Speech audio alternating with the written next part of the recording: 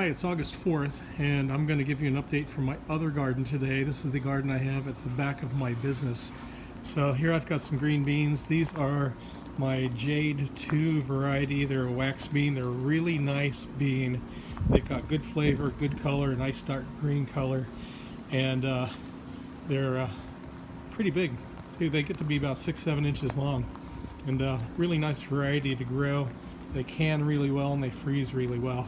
Anyway, so I put these in here, I don't know, 30 to 40 days ago. They're all flowering. They all came up really well. I used a row cover once I planted them. Put a row cover over there to help keep the soil from drying out, and the germination rate, as you can see, was really good. So these beans, probably in about 2 more weeks, I'm going to start picking some.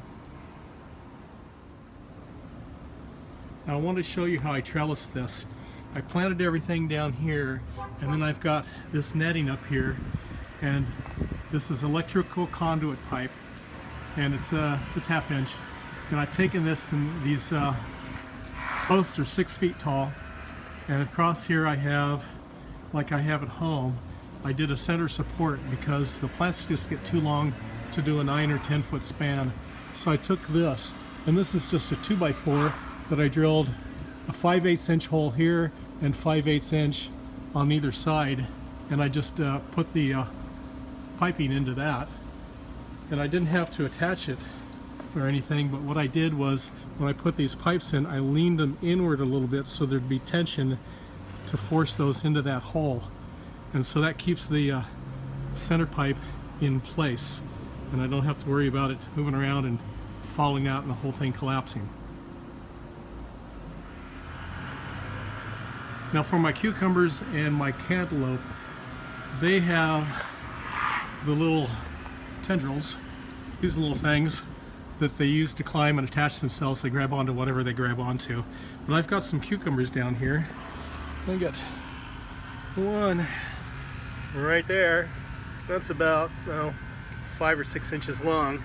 But I've got several cucumbers, and I've got some cantaloupe. Where's my cantaloupe? It's in here. Oh, there it is, right there. So that's about 2 inches. Anyway, so I've got some cantaloupe on here, and I've got some more. What happens is they get a little flower in the end, and the cantaloupe, where's another one? There we go. This develops, and then it gets fertilized, or it doesn't get fertilized. If it gets fertilized, it grows into that one. If it doesn't, the flower will close and this will just die away and fall off. So that's how that works.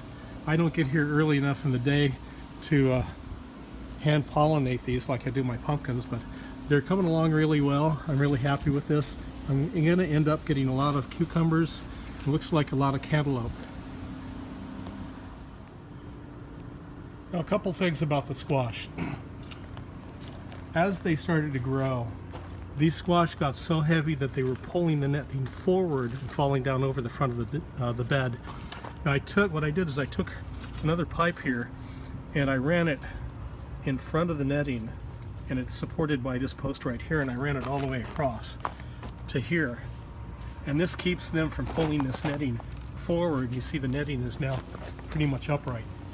The second thing I did is I pruned the lower leaves off, and I pruned the leaves that were going sideways across to each other. Now I've got to go in and do that again, but what this does, by keeping the leaves from going across to each other, it helps keep disease transfer from happening, and it also helps with air circulation. You want as much air circulation as possible in here so that you don't get the diseases developed.